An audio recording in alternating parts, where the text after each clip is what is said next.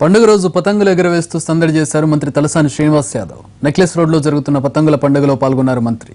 విదేశీ కైట్ లవర్స్తో పాటు గాలిపటాలు ఎగరేశారు.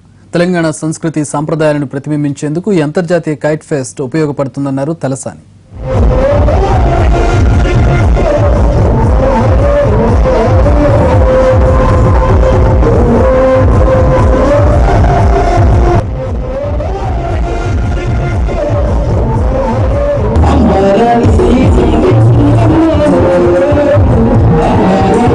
అయితే సంక్రాంతి రోజు వచ్చేసరికి మన ఆడవాళ్ళందరూ ఇంటి దగ్గర ముగ్గులు వేసుకోవడం, మరి అదేవిధంగా పిండి వంటకాలు చేయడం, మరి నాటుకోడ్లు కోయడం, ఇవన్నీ బ్రహ్మాండంగా జరుగుతుండే.